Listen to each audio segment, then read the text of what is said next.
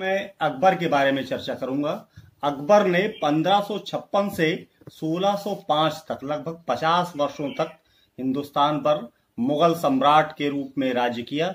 अकबर का जो 50 वर्षों का समय है, वास्तव में उसका विश्लेषण करने के लिए बड़ा समय चाहिए, लेकिन एक सामान्य जानकारी अकबर के संपूर्ण कार्यकाल में मैं आपको देने का प्रयास कर रहा हूं। वास्तव में अकबर का जो समय है, जो मुस्लिम राज्य है, उसकी दृढ़ता, प्रशासनिक दृढ़ता और धार्मिक दृढ़ता, जिस तरीके से मुस्लिम राज्य भारत में स्थापित हुआ था, तो एक तरीके से वह धर्म आधारित राज्य था। उस धार्मिक राज्य को समन्वय का रूप देना अकबर की सबसे बड़ी उपलब्धि थी। सबसे ज्यादा चर्चा अकबर के प्रशासनिक सुधारों की जाती है। आपने देखा है कि किस तरीके से शेर शाह सूर तक के समय में किस तरीके से लड़खड़ाते हुए एडमिनिस्ट्रेटिव सिस्टम को मुस्लिम शासकों ने संभालने का और उसको बनाने का प्रयास किया था। लेकिन जो अकबर का समय है, वो उन सब चीजों का वास्तव में मेच्योर पार्ट, वास्तव में कह सकते हैं वयस्क रूप में वो सब चीजें दिखाई पड़ती हैं। चाहे भौमिक व्यवस्था हो, चाहे राजस्व संबंधी उसकी नीतियां हो, चाहे देश में फैला हुआ उसका जो है वित्त संबंधी विस्तार हो, चाहे एडमिनिस्ट्रेटिव सिस्टम हो, जो प्रशासनिक अधिकारी हैं उनके कार्य, उनके कर्तव्य, उनको कैसे पेमेंट करना है, इस तरीके से जो है एक नए तरीके से स्थापित करने का कार्य किया था। और पूर्व जो मुस्लिम शासक हैं उनसे पूरी जानकारी उसने प्राप्त की थी। राज्य का जिस तरीके से राजस्व का वितरण है और फिर राजस्व को कैसे प्राप्त करना है, इस दृष्टि से उसने बड़ा महत्वपूर्ण कार्य किया था। फिर अगर धार्मिक बात करें तो सबसे बड़ी विद्रोही जाति जो हिंदू समाज का नेतृत्व कर रही थी वह थी राजपूत। राजपूतों के साथ कैसे संबंध स्थापित करना है, राजपूतों को कैसे नियंत्रित रखना है, इसलिए भी कहते हैं कि उसने रोटी और बेटी का संबंध स्थापित किया। यानी कि एक तरीके से समन्वय और विवाह संबंध जोड़कर लोगों को एक दूसरे से के करीब लाना। हिंदू मुसलमान, अगर शासक ऐसा करेगा तो नीचे के पदाधिकारी भी उसका अनुकरण करेंगे। इस दृष्टि से बड़ा महत्वपूर्ण है।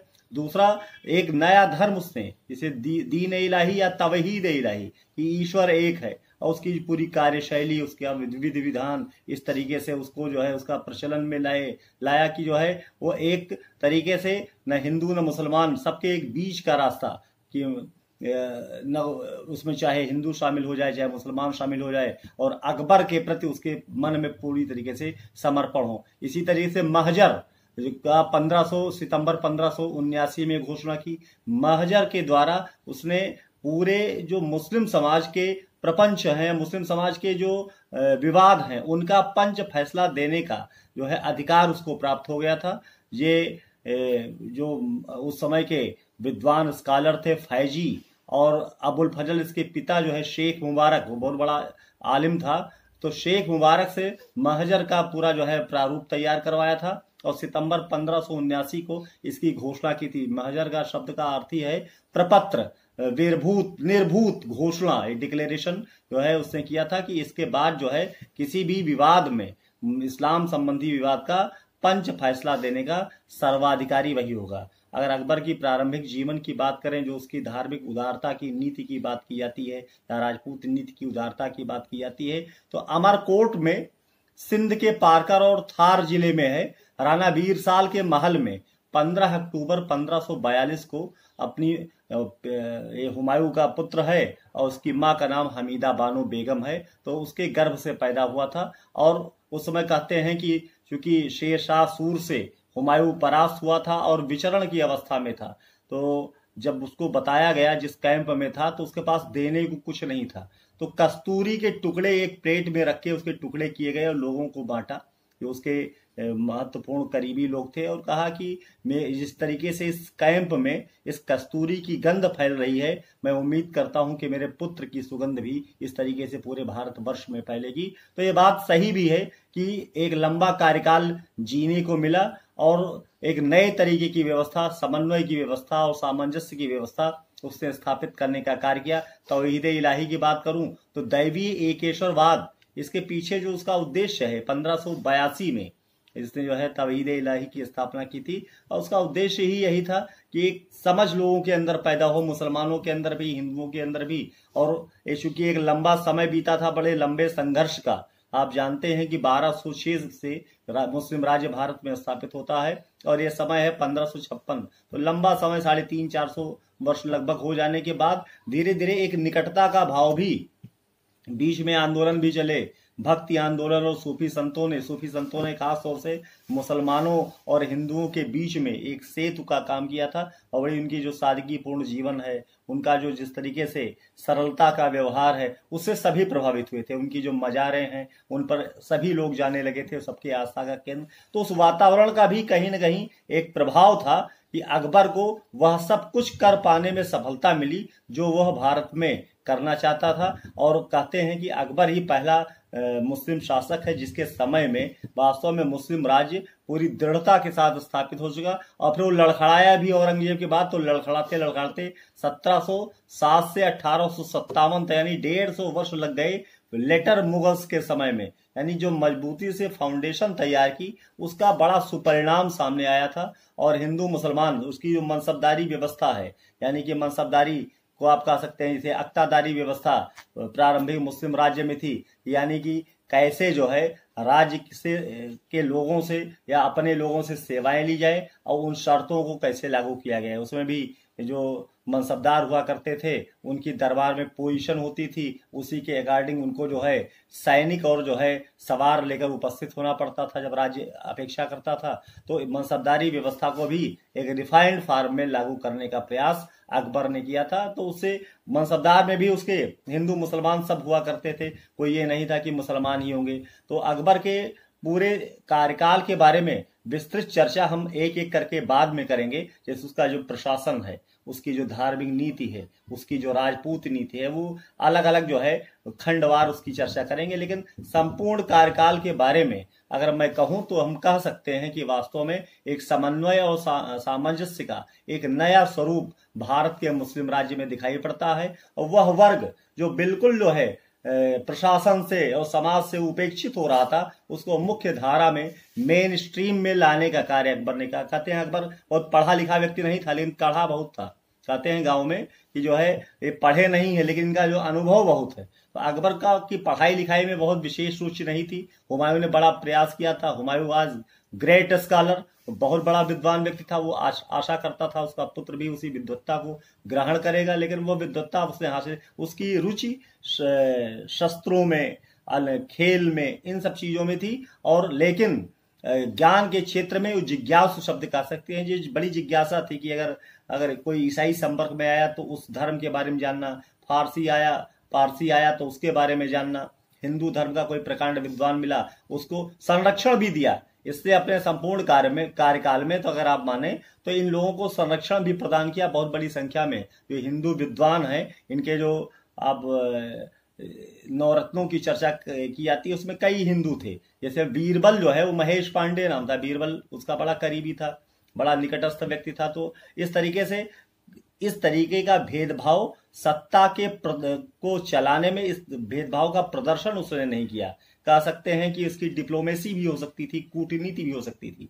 अगर उसकी अकबर की राजपूत नीति की बात करें तो अपनाने के कारणों की अगर का विश्लेषण करें तो सबसे बड़ा कारण था कि स्थायी शासन की स्थापना करना चाहता था। इससे पहले का शासन अगर आप देखें किस तरीके से हुमायूं के बाद 15 वर्षों तक फिर एक अफगान डायनेस्टी ने जो है शेरशाह सूर और उसके उत्तराधिकारियों ने शासन किया, और फिर जो है दोबारा फिर मुगल राजवंश की स्थापना हुई। उससे पहले दिल्ली सुल्तानों का जो समय है वो स्टेबिलिटी को प्राप्त नहीं कर पाया और 5 राजवंशों ने शासन किया। तो अकबर के पीछे एक जानता था अपने अतीत का, अगर इतिहास सही है, अतीत का अध्ययन, तो अतीत का अध्ययन करता है तो देखता है कि वास्तव में लड़ता कौन है और सत्ता को खोखला कौन करता है। वो चुनौती देने वाले राजपूत ही हैं जो बहुमत में हैं और हिंदू समाज का नेतृत्व करते हैं। तो सबसे बड़ी चीज थी अपनाने का कारण जो है स्थायी शासन की स्थापना।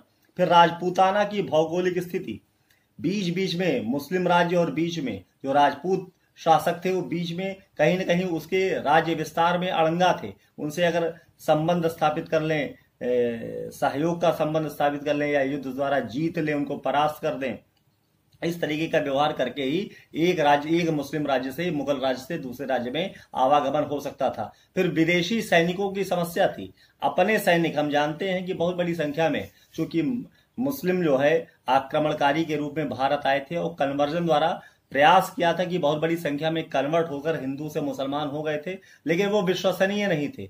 तो सैनिक और योद्धा सैनिक जो राजपूतों की वीरता है उसके बारे में अकबर को बहुत भली भांति जानकारी थी। वो चाहता था कि सैनिक जो है अगर राजपूतों से मिलते हैं या राजपूत सेनापति मिलते हैं, बहुत से युद्धों का संचालन हल्दी घाटी के युद्ध में ही मान सिंह और राणा प्रताप के युद्ध हुआ था। सेनापतित्व किसी मुसलमान ने नहीं किया था, मान सिंह ने किया था। वो राजपूत से राजपूत को लड़ा देने की नीति उसकी, तो ये सफल इसीलिए हुई कि उसने इस तरीके का व्यवहार किया, संबंधों में करीबी लाने का व्यवहार किया।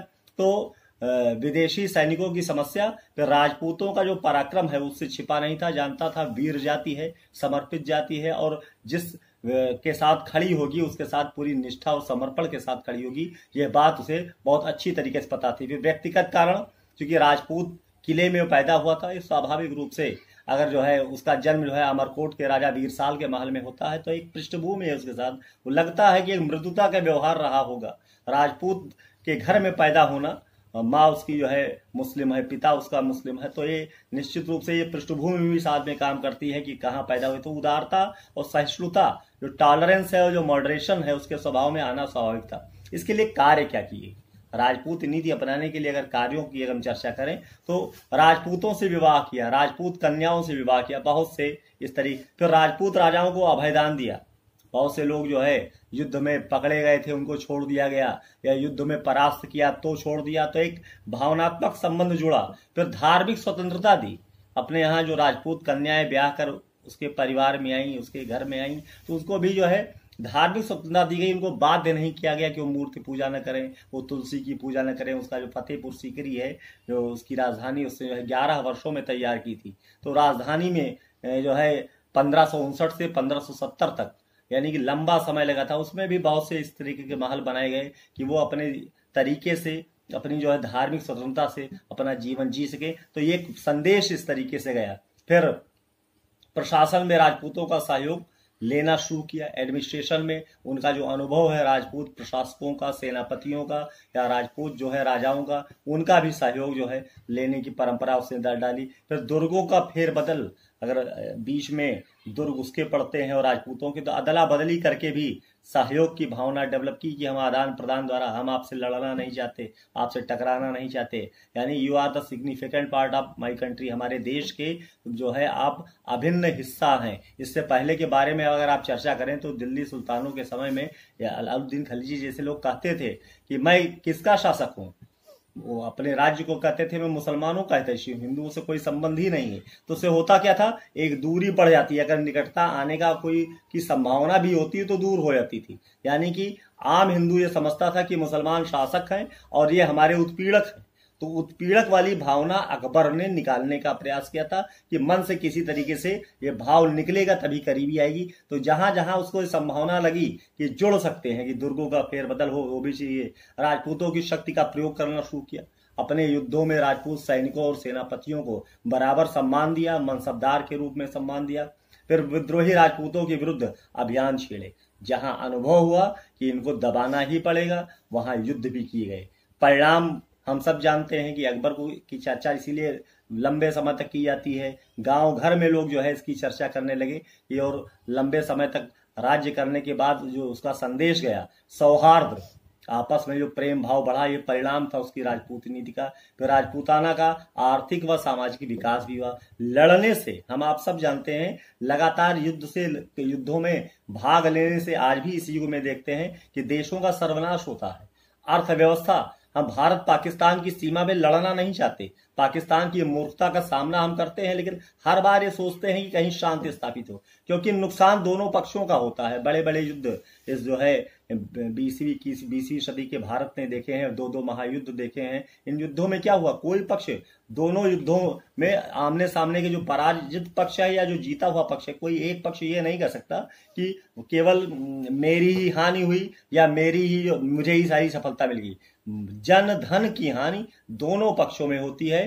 तो इस तरीके से जो राजपूताना है उसकी शक्ति का कहीं न कहीं आप कह सकते हैं कि विकास हुआ, जो बिना खर्च पर एक विशाल शक्तिशाली सेना रखने का, उसके लिए कोई बर्डन नहीं था अकबर के लिए। जब करीबी बनी तो वही लोग जो दुश्मन थे, जो एनिमी थे, जो विरुद्ध लड़ते थे, वो साथ आए तो बड़ी सेना रखने का एक सुअवसर प्राप्त हुआ राजपूतों के सहयोग से। तो राजपूतों को भी अपनी योग्यता का प्रदर्शन करने का जो है अवसर मिला। बहुत दिन से जो इस तरीके से आपस में मुस्लिम शासकों से लड़ते भिड़ते रहे थे, तो कहीं न कहीं शक्ति का ह्रास होता था। तो साथ आकर अपनी योग्यता का प्रदर्शन करने का, और सबसे बड़ी कूटनीति थी राजपूतों की एकता को भंग कर दिया। जो लड़ने वाले राजपूत थे, सिसोदिया आदि जो है, उनसे जो है दूसरे राजपूतों से एक दूरी बना दिया, और डिस्टेंस का ही परिणाम था कि मान सिंह आमेर का सिसोदिया राणा प्रताप से लड़ गया। ये केवल एक कारण था कि इसकी जो है डिप्लोमेटिक जीत थी, और ये राजपूत नीति का ही परिणाम था। फिर दक्षिण भारत व बंगाल पर आक्रमणों से राजपूत राजाओं ने धन प्राप्त किया। दक्षिण भारत और बंगाल पर आक्रमण हुए तो राजपूत राजाओं का उससे भी लाभ हुआ। तो फिर सबसे बड़ी उपलब्धि थी कि उत्तर भारत में एक नेचुरल यूनिफिकेशन दिखाई पड़ता है, एक नेचुरल जो है नैसर्गिक एकता दिखाई पड़ती है। इस तरीके का परिवर्तन दिखाई पड़ता है। धार्मिक नीति की अगर भी चर्चा करो तो उसकी धार्मिक नीति को भी हम 4 खंडों में विभाजित कर सकते हैं। जो शुरुआती उसकी धार्मिक नीति है, जैसे 1556 से शासक बनने से लेकर वो 1563 तक, यानी बैरम खां का जो समय है, वो उसकी धर्मांधता का समय है। वो पूरी तरीके से जैसे पूर्ववर्ती मुस्लिम शासक हुआ करते थे वैसे ही धर्मान था। मुसलमानों का सेना नायक कहता है, अमीरुल मोमिनीन कहता है स्वयं को। अब ये 1556 से 63 तक का समय है, एक कट्टर मुसलमान या मुस्लिम शासक होने का चित्र प्रस्तुत करता है। फिर 1563 से 75 के बीच में उसके विचारों में कुछ परिवर्तन दिखाई पड़ता है। फिर तीसरा चरण आता है 1575 से 82 तक, विभिन्न दूसरे धर्मों के लोगों के संपर्क में आने का प्रयास करता है। जब हम आप साथ बैठेंगे तब एक दूसरे के बारे में जानेंगे, जो एक दूसरे के बारे में जो न जानकारी के कारण जो विरोधाभास है या भ्रांतियां हैं वो दूर होती हैं। तो 1575 से 82 के बीच में कहते हैं कि विभिन्न धर्मों के संपर्क में आया। फिर 1582 से 1605 तक का समय है। आप जानते हैं कि तौहीद इलाही की स्थापना उसने की, और तौहीद इलाही की स्थापना द्वारा एक नए धर्म का प्रादुर्भाव करने के पीछे जो उद्देश्य था, वो मौलिक उद्देश्य उसका था कि एक नया धर्म चलाया जाए, तो जिसके द्वारा विस्तार तो अकबर के बाद बिल्कुल समाप्त हो गया। जहांगीर ने थोड़ा प्रयास जरूर किया था, लेकिन वास्तव में एक नए धर्म का प्रादुर्भाव करने के पीछे उसका मंतव्य था कि लोगों के मन में ये भाव पैदा हो कि ना हिंदू न मुसलमान न कुछ, हम एक नए तरीके से जीवन शैली और नए धर्म के साथ जीना चाहते हैं। इस तरीके के भाव है। तो हम एक एक करके बाद में अकबर के शासन प्रबंध पर, अकबर की जो जिस तरीके से केंद्रीय शासन, प्रांतीय शासन, फिर परगनों का शासन, फिर नगरों का शासन, इस पर हम चर्चा करेंगे। और फिर तौहीद इलाही वास्तव में एक नवीन घटना थी, एक नए धर्म का प्रयास था, इसकी चर्चा करेंगे। और उसके बाद उसकी राजपूत नीति के बारे में हमने थोड़ा सा बताया भी है। फिर बहुत बड़ी स्थापत्य कला में उसका जो बहुत बड़ा योगदान है, फतेहपुर सीकरी से लेकर अगर हम चर्चा करें, न जाने आगरा, लाहौर और इलाहाबाद का जो किला है, विशाल किले बनवाए। इसी तरीके से उसकी जो भवन निर्माण कला, उसको कहा भी जाता है राष्ट्रीय भवन निर्माण कला की स्थापना की फतेहपुर सीकरी। मैंने बताया भी कि 11 वर्ष लगे थे। आप समझ सकते हैं कि कितना भव्य निर्माण उस नई राजधानी के लिए 1559 से 70 के बीच में किया गया था। सिकंदरा में अपना मकबरा, आगरा में सिकंदरा में अपना मकबरा अकबर ने बनवाया था। न जाने कितने बाग लगवाए।